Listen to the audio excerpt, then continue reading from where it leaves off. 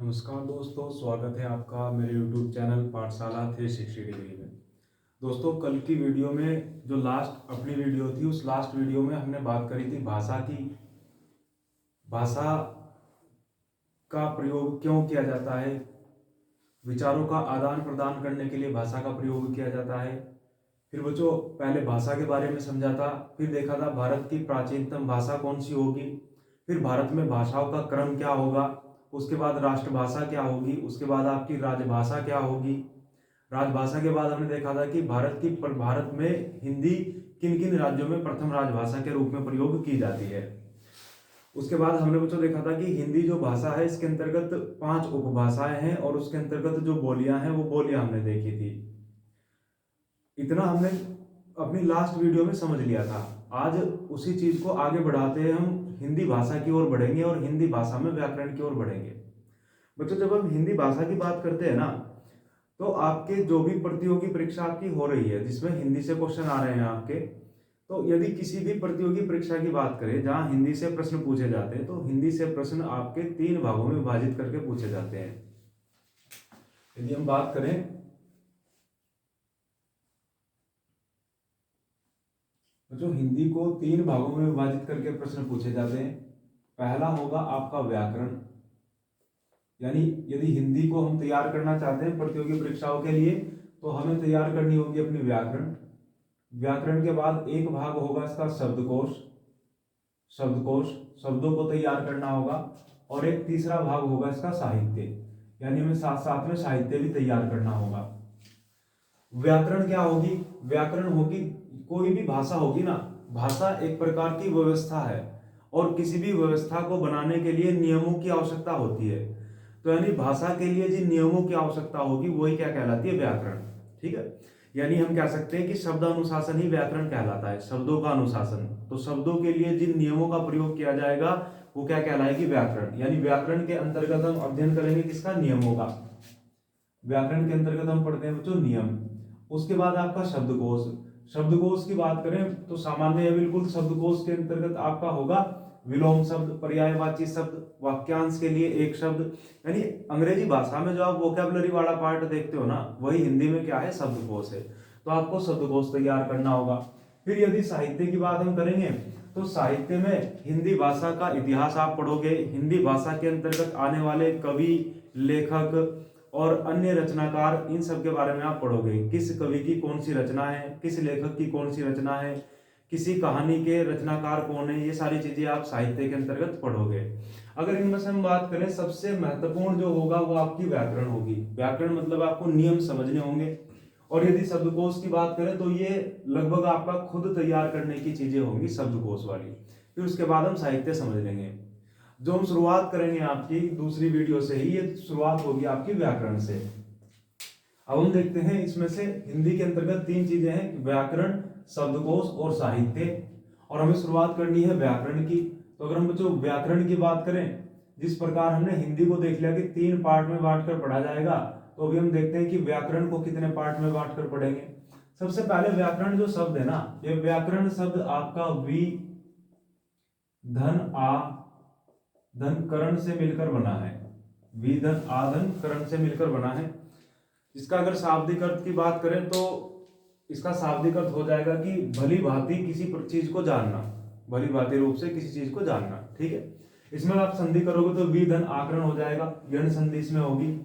लेकिन हमें समझना है व्याकरण शब्द का अर्थ क्या है, व्याकरण आपकी क्या होगी, ये चीज हमें समझनी है। तो यदि व्याकरण की बात करें ना, व्याकरण होगा आपका शब्दानुशासन। शब्दानुशासन। अब शब्दानुशासन का क्या अर्थ होगा? शब्दानुशासन ये 2 शब्दों से मिलकर बना है। एक शब्द है शब्द और एक है अनुशासन। अनुशासन का अर्थ होगा डिसिप्लिन, मतलब नियमों के तहत चलना। यानी शब्दों का अनुशासन, शब्दों के नियम, शब्द नियमों से बाहर होकर ना चले तो क्या कहलाएगा? शब्दानुशासन कहलाएगा। या अभी मैंने आपको बताया कि भाषा एक व्यवस्था है और किसी भी व्यवस्था को बनाने के लिए नियमों की आवश्यकता होती है। तो वो नियम ही क्या है? व्याकरण है। यानी किसी भाषा को सुचारू ढंग से, सही ढंग से प्रयोग करने के लिए हमें जो आवश्यकता होती है, नियमों की आवश्यकता होती है, और वो नियम ही क्या है? व्याकरण है। मैंने आपको बताया कि व्याकरण क्या है? शब्दानुशासन ही व्याकरण कहलाता है। ठीक है, इसे कंप्लीट लिखेंगे, शब्दानुशासन ही व्याकरण कहलाता है, शब्दानुशासन ही व्याकरण कहलाता है। यह आपकी परिभाषा होगी, व्याकरण की परिभाषा होगी कि शब्दानुशासन ही व्याकरण कहलाता है। या हम कह सकते हैं कि नियमों का संकलन, भाषा के लिए नियमों का संकलन ही व्याकरण कहलाता है। इसकी एक दूसरी परिभाषा हम देंगे कि नियमों का संकलन, नियमों का, और ये नियम किसके लिए होंगे, भाषा के लिए। नियमों का संकलन यानी नियमों को इकट्ठा करना ही क्या कहलाता है, भाषा कहलाता है। नियमों का संकलन ही व्याकरण कहलाता है, व्याकरण कहलाता है। तो अभी हमने समझा व्याकरण का शाब्दिक अर्थ क्या है और व्याकरण क्या होगी, शब्दानुशासन ही व्याकरण कहलाता है। ठीक है, अब व्याकरण को हम कितने पार्ट में बांटकर पढ़ेंगे ये भी हमें साथ साथ बच्चों देखना है। जिस प्रकार हमने हिंदी को देख लिया कि हिंदी को सामान्यतः तीन पार्ट में डिवाइड कर दिया जाएगा, आपका व्याकरण, शब्दकोश और साहित्य। आपको या तो क्वेश्चन व्याकरण के मिलेंगे या शब्दकोश के या साहित्य के मिलेंगे। फिर हम उसमें से शुरुआत कर रहे हैं किसकी, व्याकरण की। और फिर व्याकरण का अर्थ हमने समझा कि शब्दानुशासन ही व्याकरण कहलाता है, यानी शब्दों का नियमों में बंधे होना। जैसे उदाहरण के लिए हम बात करें ना, तो हमने बोल दिया कि राम चाय खाता है। क्या ये सही होगा? नहीं। क्यों सही नहीं होगा? क्योंकि राम के अनुसार क्रिया क्या होगी, राम चाय खाता है, सॉरी वो चाय के अनुसार क्या होगी, चाय कैसा शब्द है, पुल्लिंग शब्द है, तो चाय खाई नहीं जाएगी, चाय पी जाएगी। तो अगर राम चाय पीता है, खाना और पीना, ये अंतर आपका समझा जाएगा।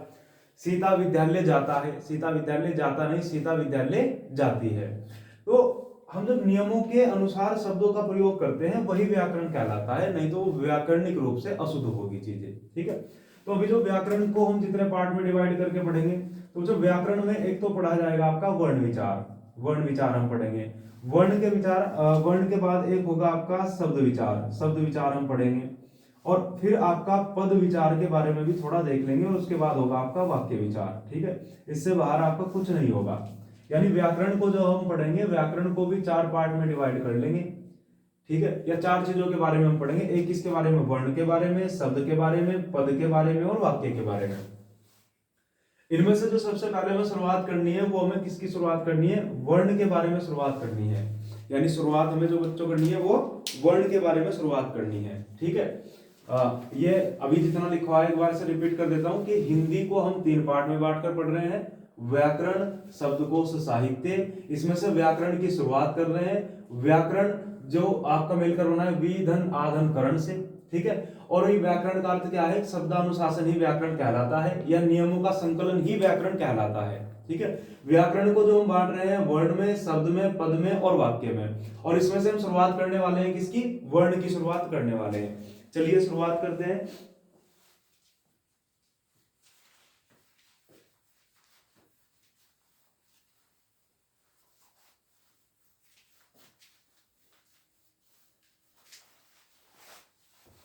तो बच्चों वर्ण की शुरुआत करते हैं, यानी हम इसके पहले चैप्टर पर होंगे, और पहला चैप्टर क्या होगा, वर्णमाला। वर्णमाला, तो सबसे पहले तो वर्णमाला को समझते हैं। वर्णमाला क्या होगा, वर्णमाला क्या होगी, वर्णमाला आपकी होगी वर्णों का समूह, वर्णों का समूह। जिस प्रकार अंग्रेजी भाषा में कुल कितने वर्ण होते हैं, अंग्रेजी भाषा में आप देखते हैं कि 26 वर्ण होंगे, आपके कितने 26 अल्फाबेट होंगे, वर्णों का समूह। तो ये होगा बच्चों आपका वर्णों का समूह होगा। तो उसी प्रकार हिंदी भाषा में कितने वर्ण होंगे आपके, यदि ये 26 होंगे तो 26 दूनी 52, यानी अंग्रेजी भाषा से 2 गुने वर्ण है आपकी हिंदी भाषा में। ठीक है, तो वर्णमाला वर्णों का समूह होगा। और वर्णमाला में हम जो सबसे पहले बच्चों समझेंगे वो वर्ण के बारे में समझेंगे कि वर्ण क्या होगा। ठीक है, जो वर्ण है ना, ये वर्ण शब्द रंग के लिए भी प्रयोग किया जाता है और वर्ण शब्द जाति के लिए भी प्रयोग किया जाता है। अभी हम वर्ण शब्द की जो बात कर रहे हैं वो हिंदी भाषा के वर्णों के लिए बात कर रहे हैं, और हिंदी भाषा में कुल 52 वर्ण है। देखो अगर वर्ण की बात की जाए ना, तो जो आपकी ध्वनि है, और ध्वनि के लिए जो चिन्ह हम प्रयोग कर रहे हैं वही वर्ण है। या हम कह सकते हैं कि भाषा की सबसे छोटी इकाई, भाषा की लघुत्तम इकाई क्या है, वर्ण है। देखिए सबसे पहले आपका होगा एक वाक्य होगा। वाक्य कैसे होगा, जैसे राम विद्यालय जाता है, इस वाक्य में जो शब्द प्रयोग हुए हैं इन शब्दों को बोलते हैं पद, यानी वाक्य में प्रयोग हुआ शब्द कहलाता है पद। अब वाक्य में से एक शब्द निकाल दिया, तो जैसे राम निकाल दिया तो राम क्या होगा, राम एक शब्द होगा। अब यदि राम के टुकड़े कर दिए जाएं, यानी राम में से र अलग कर दिया जाए, ठीक है, तो वो क्या कहलाएगा, उसके बाद आपका अक्षर कहलाएगा। और फिर कई वर्णों को ही अक्षर बोल दिया जाता है कई हद तक, और अक्षर के बाद आपका क्या होगा, वर्ण होगा। तो ये भाषा की कैसी इकाई है, आपकी लघुत्तम इकाई है, ठीक है। सबसे छोटी इकाई है भाषा की वर्ण। इसी वर्ण की हम बात करें। यदि परिभाषा की इसकी बात की जाए बच्चों, तो परिभाषा होगी कि ध्वनि के लिए जिन चिन्हों का प्रयोग करते हैं, ध्वनि के लिए जिन चिन्हों का प्रयोग करते हैं वर्ण कहलाते हैं। ध्वनि के लिए, ध्वनि के लिए चिन्ह, ध्वनि के लिए जो चिन्ह होंगे वही चिन्ह आपके क्या होंगे, वर्ण होंगे। एक तो याद रखोगे, साथ साथ में आप याद रखोगे ध्वनि के लिए चिन्ह होंगे, साथ साथ में याद रखोगे भाषा की सबसे छोटी सार्थक इकाई, सबसे छोटी आप लिखोगे सबसे छोटी इकाई जिसके टुकड़े नहीं किए जा सकते, जिसके टुकड़े नहीं किए जा सकते, जिसके टुकड़े नहीं किए जा सकते, ये कहलाएगा आपका वर्ण। जैसे उदाहरण के लिए हम देख सकते हैं कि हमने लिख दिया राम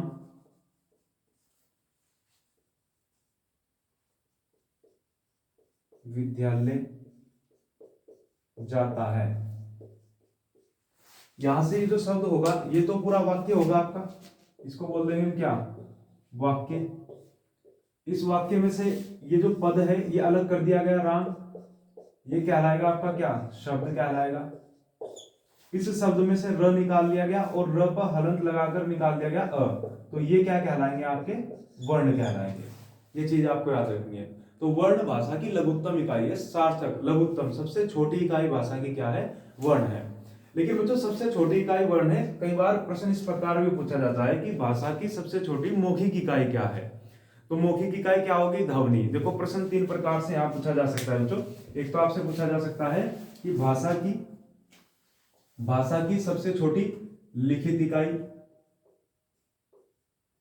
उसके बाद पूछा जाता है भाषा की सबसे छोटी मौखिक इकाई। यस बिल्कुल एकदम आपका सामान्य साधारण प्रश्न आए कि भाषा की सबसे छोटी इकाई, सबसे छोटी इकाई, तो इन तीन परिस्थितियों में उत्तर क्या होगा।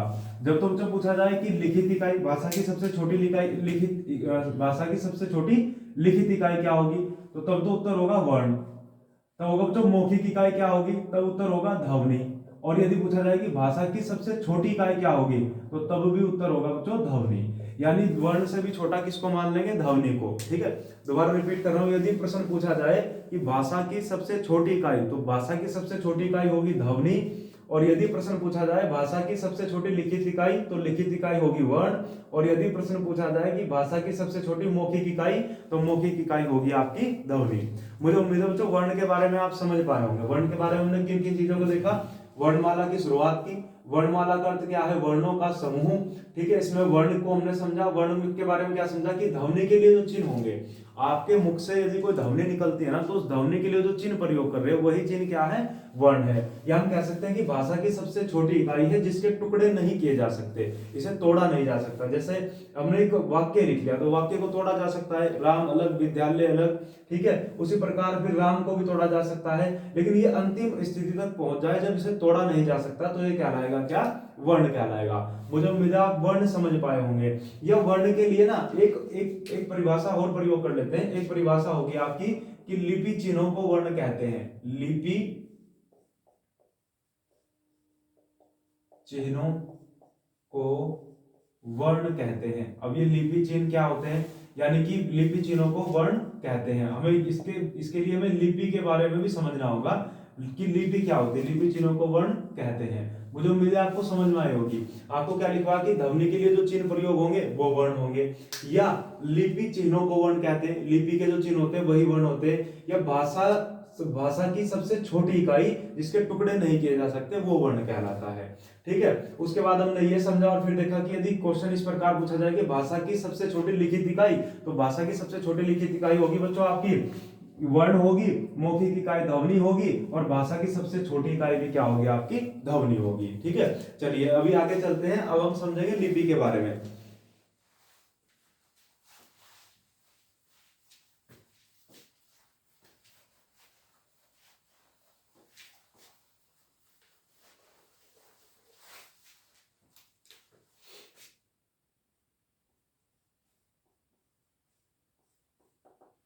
देखो जो लिपि क्या होगी, जैसे कोई भाषा होगी या हम कुछ भी बोलते हैं, अपने हमारे मुख से कुछ भी ध्वनि निकलती है ना, आप किसी को आवाज लगाते हो या किसी से कुछ बात कर रहे हो, आपके मुख से ध्वनि निकल रही है।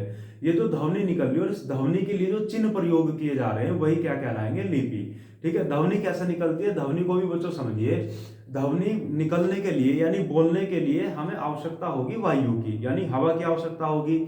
आप देखते होंगे जब आप किसी को एक लंबी आवाज लगाते हैं, आपने किसी को लंबी आवाज लगाई तो उससे पहले में गहरी सांस भरते हैं और उसके बाद आवाज, लंबी आवाज लगा पाते हैं।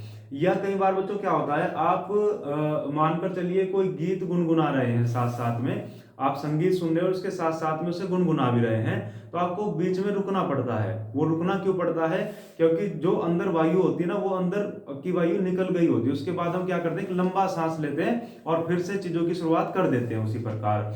यानी कि बोलने के लिए आपको आवश्यकता होगी किसकी, हवा की आवश्यकता होगी। जैसे ही हम लंबा सांस लेंगे तो वो हवा कहाँ स्टोर कर लेंगे, अपने फेफड़ों के अंदर स्टोर कर लेंगे और फिर धीरे धीरे उसे रिलीज करेंगे।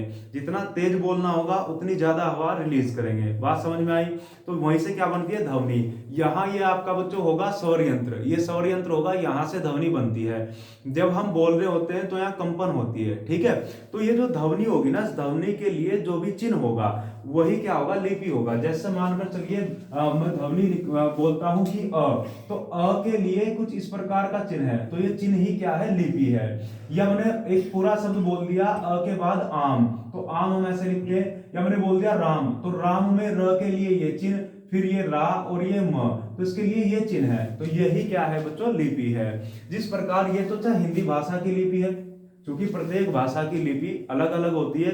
तो हिंदी भाषा में तो ऐसे लिखा गया, अगर बात करें अंग्रेजी में तो अंग्रेजी में हम लिख देंगे कैसे, ऐसे लिख देंगे। तो जो हिंदी भाषा में र के लिए चिन्ह है वो ये वाला चिन्ह है, र ध्वनि के लिए। और अंग्रेजी भाषा में र ध्वनि के लिए ये चिन्ह है कि चूंकि ये अपनी अलग अलग भाषा की अलग अलग लिपि होगी, इसीलिए चिन्ह अलग अलग है।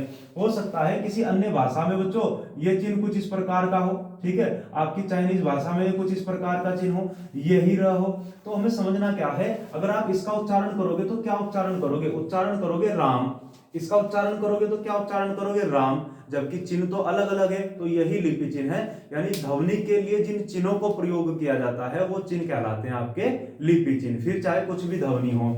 जैसे यदि हम बात करें हिंदी भाषा में हमने ब लिख दिया, ठीक है, और यदि हम इसे अंग्रेजी भाषा में ब की ध्वनि निकालना चाहें तो बी का प्रयोग करते हैं। दोनों के लिए चिन्ह अलग अलग हैं, क्योंकि प्रत्येक भाषा की लिपि अलग अलग है। तो लिपि के बारे में यदि हम लिखें तो लिपि के बारे में क्या लिखेंगे कि ध्वनि चिन्ह लिपि कहलाते हैं, ध्वनि चिन्ह लिपि कहलाते हैं। अच्छा, अभी मैंने आपको बताया कि प्रत्येक भाषा की अपनी लिपि अलग अलग है। ध्वनि चिन्ह, ध्वनि के लिए जो चिन्ह होंगे, आपके मुख से जो भी ध्वनि निकली उसके लिए जो चिन्ह प्रयोग करोगे वही लिपि होगी। ध्वनि चिन्ह लिपि कहलाते हैं, लिपि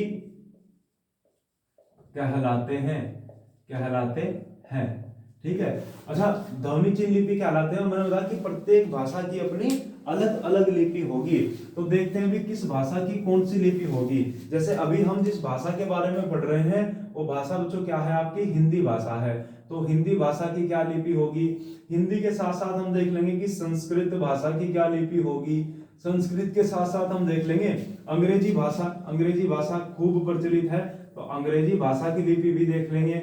अंग्रेजी भाषा के बाद एक भाषा होगी आपकी पंजाबी भाषा, पंजाबी भाषा जिसमें आप पंजाबी गाने खूब सुनते हो, तो पंजाबी भाषा की लिपि देख लेंगे। उसके बाद बच्चों एक भाषा होगी आपकी उर्दू भाषा होगी, उर्दू की लिपि हम देख लेंगे कौन सी होगी। ठीक है, तो अगर हिंदी भाषा की लिपि की बात करें तो हिंदी भाषा की लिपि होगी आपकी देवनागरी लिपि होगी। ठीक है, देवनागरी लिपि होगी। आप देखोगे हिंदी की लिपि होगी देवनागरी, देवनागरी होगी। वही संस्कृत की यदि आप लिपि की बात करोगे तो संस्कृत भाषा की लिपि भी होगी आपकी देवनागरी लिपि होगी। फिर आप अंग्रेजी की बात करोगे, अंग्रेजी की जो लिपि होगी आपकी रोमन लिपि होगी। पंजाबी की आप बात करोगे, पंजाबी भाषा की जो लिपि होगी वो आपकी गुरुमुखी लिपि होगी। और यदि आप बात करोगे उर्दू भाषा की तो फारसी लिपि होगी, फारसी लिपि होगी। फारसी लिपि का आपको अन्य नाम भी बच्चों मिल सकता है, जैसे एक नस्तालिक करके नाम इसका आपको मिलता है उर्दू का। दरअसल वो नस्तालिक फारसी का ही एक रूप है, या हम कह सकते हैं फारसी नस्तालिक का ही एक रूप है। तो ये आपकी अलग अलग भाषाओं की अलग अलग लिपि है। हिंदी की देवनागरी है, संस्कृत भाषा की देवनागरी लिपि है, अंग्रेजी भाषा की रोमन लिपि है। इसी प्रकार हिंदी भाषा के चिन्ह और अंग्रेजी भाषा के चिन्ह अलग अलग हैं। फिर पंजाबी की गुरुमुखी है और उर्दू की फारसी लिपि है। तो बच्चों देखिए जो देवनागरी है ना, देवनागरी लिपि का जो सर्वप्रथम प्रयोग हुआ, यानी देवनागरी लिपि का सबसे पहली बार प्रयोग कहाँ हुआ, तो यहां से क्वेश्चन पूछा जा सकता है। ये क्वेश्चन एक गुजरात के शासक थे, गुजरात के नरेश थे, गुजरात के शासक, जिनका नाम था जय भट्ट। जय भट्ट का एक शिलालेख था, उस शिलालेख में प्रथम बार देवनागरी लिपि का प्रयोग किया गया था। मुझे उम्मीद है आपको इतना समझ में आया होगा। अभी हम बात कर रहे थे लिपि की, लिपि के बारे में हमने समझा कि ध्वनि चिन्ह ही लिपि है। आपके मुख से जो भी ध्वनि निकली उसके लिए आपने जो भी चिन्ह प्रयोग किया वो क्या कहलाया, लिपि कहलाया। और प्रत्येक भाषा की अपनी अलग अलग लिपि है। हिंदी की लिपि देवनागरी, संस्कृत की लिपि देवनागरी, मराठी की लिपि देवनागरी, अंग्रेजी की लिपि रोमन, पंजाबी की लिपि गुरुमुखी, उर्दू की लिपि होगी फारसी। मुझे उम्मीद है आप लिपि समझ पाए होंगे। अभी तक हमने सबसे पहले तो वर्ण के बारे में समझा, और वर्ण के बाद हमने समझा किसके बारे में, लिपि के बारे में समझा। तो अभी इसके बाद हम चलते हैं नेक्स्ट, और नेक्स्ट हम देखते हैं वर्णों के भेद। ठीक है,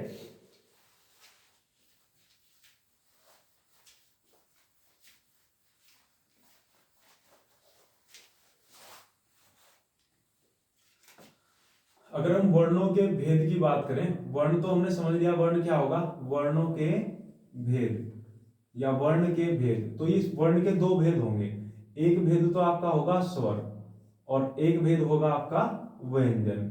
अभी अगर हम बच्चों बात करें कि हिंदी में कुल वर्ण कितने हैं, तो अभी हमने देखा कि हिंदी में कुल वर्णों की संख्या 52 है, 52। और यदि स्वरों की संख्या की बात की जाए तो 11 है, और व्यंजनों की संख्या की बात की जाए तो 33 है। अगर दोनों को जोड़ दिया जाए तो कितना है, 44। लेकिन वह वर्णों की संख्या कितनी है, 52। तो ये 52 कौन से वर्ण है, सबसे पहले तो यही पता होना चाहिए, सबसे पहले पता होना चाहिए कि 52 वर्ण कौन से हैं। जिस प्रकार यदि आप अंग्रेजी भाषा को पढ़ते हो तो पहला चरण क्या होगा, पहला चरण ये होगा कि वो 26 के 26 जो अल्फाबेट होंगे उनके बारे में हमें पता हो। तो यदि आप हिंदी के बारे में पढ़ रहे हो तो यहां भी हमें ये चीज क्लियर होनी चाहिए कि 11 तो स्वर है और व्यंजन कितने हैं, 33। और कुल ये टोटल जोड़ने के बाद कितना आपका 44 हुआ। और वहां यदि कुल वर्ण देखे जाए तो वो कितने हैं, 52। तो कितने का अंतर है बच्चों, यहां से आपका 8 वर्णों का अंतर है। तो 8 वर्ण कौन से, पहले ने कंप्लीट करते हैं। लेकिन यदि प्रश्न पूछा जाए कि वर्ण के भेद होंगे या वर्ण कितने प्रकार के होंगे, तो 2 प्रकार के, ठीक है, एक स्वर और एक व्यंजन। और स्वरों की संख्या 11 और व्यंजनों की संख्या 33। ठीक है, चलो बच्चों, तो पहले देखते हैं 52 वर्ण कंप्लीट करते हैं। 52 वर्ण कौन से हैं, मैंने आपको एक तो बताया है कि स्वर है, स्वर, और स्वरों की संख्या कितनी है आपकी, 11। फिर दूसरे नंबर पर एक आप याद रखोगे अयोगवाह होगा, अयोगवाह, अयोगवाह, ये अयोगवाह हम लिख लेंगे बच्चों 2। ठीक है, उसके बाद नंबर 3 पर आप याद रखोगे व्यंजन होगा, व्यंजन, और व्यंजनों की संख्या होगी कितनी आपकी, 33। फिर आप नंबर 4 पर याद रखोगे संयुक्त व्यंजन होंगे, संयुक्त व्यंजन, और संयुक्त व्यंजनों की संख्या होगी आपकी 4। फिर आप याद रखोगे नंबर 5 पर ताड़न जात, एक शब्द ताड़न जात, या तो ताड़न जात प्रयोग किया जाएगा या इसी के लिए शब्द प्रयोग किया जा सकता है द्विगुण, या द्विगुण के बाद इसी के लिए शब्द प्रयोग किया जा कर सकता है उत्क्षिप्त व्यंजन, उत्क्षिप्त व्यंजन, और इनकी संख्या होगी 2। अभी आप टोटल कर लो, टोटल कितना हो जाएगा, 11 और 2 अयोगवाह 13, और 13 और 33 कितना होगा बच्चों, 46। 46 और 4 कितना होगा, 50, और 50 और 2 कितना होगा, 52। तो ये 52 वर्ण इस प्रकार से बच्चों आपके कंप्लीट हो गए। लेकिन ये 52 वर्ण कैसे बनेंगे, दिखाई कैसे देंगे, ये चीज भी अभी हम देखते हैं कि 11 स्वर हैं, जो 11 स्वर कैसे होंगे, अयोगवाह 2 हैं तो ये 2 अयोगवाह कैसे होंगे, व्यंजनों की संख्या 33 है तो 33 व्यंजन कैसे होंगे। क्या बच्चों आज से पहले आप इन्हें देख पाए या नहीं देख पाए, जरूर। लेकिन अभी यदि कोई नया बच्चा है जिसने व्याकरण का अध्ययन इस प्रकार ना किया हो तो शायद ही कोई बच्चा लिख पाए कंप्लीट करके। तो अभी 11 स्वर, 2 योगवाद, 35 व्यंजन, 4 संयुक्त व्यंजन और 2 उत्क्षिप्त, द्विगुण या ताड़नजात। ठीक है, अभी ने कंप्लीट करके लिखते हैं। आपको याद रखना वर्ण के 2 भेद होंगे, 11 स्वर और 33 व्यंजन। लेकिन जब कंप्लीट करते हैं तो पता होना चाहिए कि वो जो बचे हुए हैं वो कौन से होंगे। ठीक है, चलो अभी शुरुआत करते हैं। देखिए स्वर से शुरुआत करते हैं।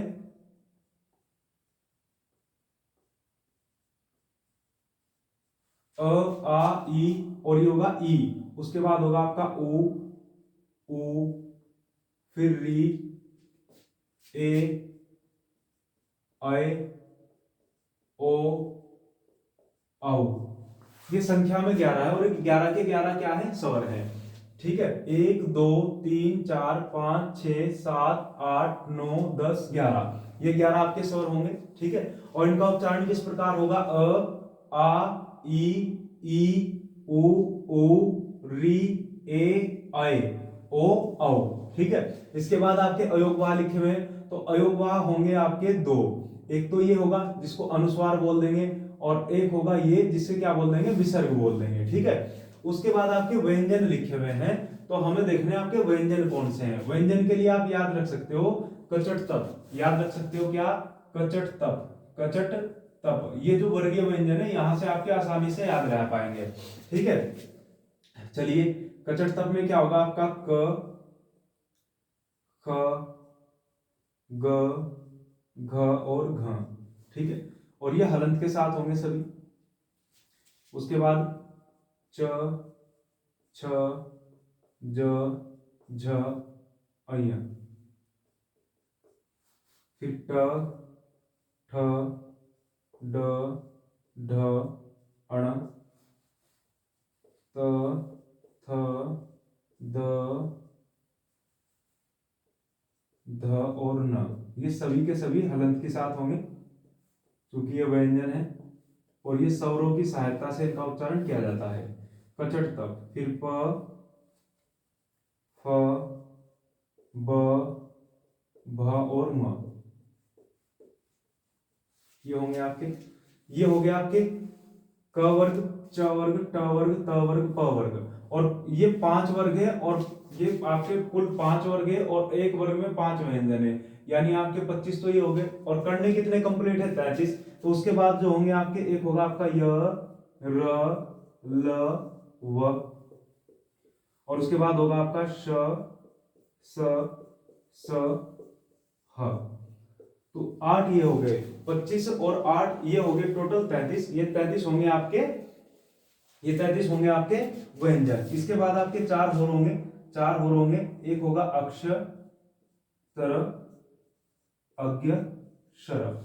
ये 4 आपके कहलाएंगे संयुक्त व्यंजन, संयुक्त व्यंजन। और फिर अंत में 2 बचते हैं आपके ताड़नजात, ये वाला ड और ये वाला ढ, नुक्ता वाले। ठीक है, तो अभी मैं आपको बता दूं कि जो शुरुआत में लिखे गए हैं ना, ये स्वर होंगे, स्वर जिनकी संख्या 11 है। ये जो 2 लिखे गए हैं ये आपके अयोगवाह होंगे, अयोगवाह, और इनकी संख्या आपकी 2 है। फिर ये जो यहां से यहां तक ये जो लिखे गए हैं ये व्यंजन होंगे और इनकी संख्या आपकी 33 है।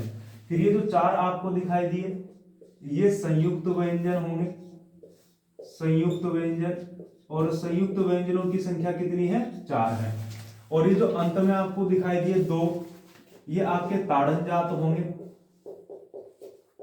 ताड़नजात, या जिसे द्विगुण या उत्क्षिप्त व्यंजन बोल देंगे। उत्क्षिप्त का प्रयोग आपको अधिकतम दिखाई देगा यहाँ, उत्क्षिप्त व्यंजन। तो अभी तक हम कितना सीख पाए, अभी तक हमने शुरुआत की थी व्याकरण की। हमने पहले तो ये समझा कि हम हिंदी को 3 भागों में बांट कर पढ़ते हैं, एक तो व्याकरण, एक शब्दकोश और एक साहित्य। और फिर उसमें से जो शुरुआत करी वो हमने शुरुआत करी किसकी, व्याकरण की। अब व्याकरण को भी फिर हम 3 पार्ट में बांट कर पढ़ रहे हैं बच्चों। एक व्याकरण को भी हमने 4 पार्ट में बांट कर पढ़ रहे हैं, वर्ण विचार, शब्द विचार, पद विचार और वाक्य विचार। और उसमें से हमने शुरुआत करी है वर्ण विचार यानी वर्णमाला की। फिर वर्णमाला में आने के बाद हमने वर्ण के बारे में समझा सबसे पहले कि वर्ण क्या होगा। तो वर्ण को हमने देखा कि वर्ण भाषा की सबसे छोटी इकाई है और जो ध्वनि के चिन्ह वही वर्ण, या लिपि चिन्ह वही वर्ण, ठीक है। और वर्ण का टुकड़ा नहीं किया जा सकता। वहां हमने 3 महत्वपूर्ण क्वेश्चन देखे कि यदि क्वेश्चन इस प्रकार आओ कि भाषा की सबसे छोटी इकाई क्या होगी, तो ध्वनि होगी। भाषा की सबसे छोटी मौखिक इकाई क्या होगी, तो ध्वनि होगी। और भाषा की सबसे छोटी लिखित इकाई क्या होगी, तो वर्ण होगी। ये 3 क्वेश्चन हमने वहां से देखे। वर्ण के बाद फिर हमने लिपि को समझा कि लिपि क्या होगी। लिपि मतलब आपके मुख से कोई भी ध्वनि निकल गई ना बच्चों, कोई भी ध्वनि निकल गई, तो वो ध्वनि के लिए जो चिन्ह प्रयोग करोगे वही लिपि होगी। आपके मुंह से म, ल, य, व, र, प कुछ भी निकला, उसके लिए जो चिन्ह बनाया जाएगा वो चिन्ह ही क्या होगी, लिपि होगी। और प्रत्येक भाषा की अपनी लिपि अलग अलग होगी। हिंदी की लिपि देवनागरी, संस्कृत की लिपि देवनागरी, अंग्रेजी भाषा की लिपि रोमन, पंजाबी की लिपि गुरुमुखी, उर्दू की लिपि फारसी। तो प्रत्येक भाषा की अपनी लिपि अलग अलग होगी। वही अगर हम बात करें फिर इसमें से कि देवनागरी लिपि का सर्वप्रथम जो प्रयोग हुआ वो गुजरात के शासक एक जयभट्ट थे, उन्होंने किया। ये महत्वपूर्ण क्वेश्चन है। उसके बाद फिर हमने देखा कि वर्ण वर्ण के भेद कितने हैं। वर्ण के 2 भेद होंगे। एक भेद होगा वर्ण का आपका स्वर और एक व्यंजन। स्वर की संख्या 11, व्यंजन की संख्या 33। यदि दोनों को जोड़ दिया जा तो ये होंगे 44। और हिंदी के जो कुल वर्ण है, हिंदी में कुल वर्ण 52 है। तो 44 और 52 में अंतर है बच्चों। 44 और 52 में 8 का अंतर है। तो यानी कि ये 52 वर्ण कौन से होंगे, इन्हें हम कैसे कंप्लीट करेंगे। ये आपको बताया कि इनमें 11 स्वर होंगे, 2 अयोगवाह होंगे, 33 व्यंजन होंगे, 4 संयुक्त व्यंजन और 2 उत्क्षिप्त व्यंजन होंगे। इन्हें आप जोड़ लोगे तो ये जोड़ने के बाद आपके टोटल कितने हो जाएंगे, 52। फिर हमने लिख कर देखे कि ये है कौन से, यदि आपको पहचान करनी पड़ जा तो हमने देखा बच्चों आपके 11 तो स्वर होंगे, फिर 2 अयोगवाह होंगे, अनुस्वार और विसर्ग, फिर ये आपके क्या होंगे, व्यंजन होंगे। ये यहां तक आपके व्यंजन होंगे, यहां तक 33 व्यंजन होंगे ये, जिनमें से ये आपके वर्गीय व्यंजन होंगे, जो 5 ये वर्ग दिखाई दे रहे हैं कचट तक। ये आपके अंतस्थ होंगे और ये आपके उष्म होंगे। इन्हें कुल मिला दोगे तो कुल मिलाकर ये हो जाएगा कितना आपका, कुल मिलाकर हो जाएगा बच्चों आपका 33, ठीक है। और उसके बाद 4 संयुक्त व्यंजन और 2 होंगे उत्क्षिप्त या ताड़नजात। अभी जब हम वर्णमाला पढ़ रहे हैं ना, तो वर्णमाला में हम वर्णों के बारे में ही पढ़ना। अब हम क्रमशः पढ़ेंगे। पहले हेडिंग डालकर स्वर कि स्वर की परिभाषा क्या है, स्वर क्या हो, और फिर स्वरों का वर्गीकरण। अभी हम यही चीज बच्चों कंप्लीट करेंगे, ठीक है। चलो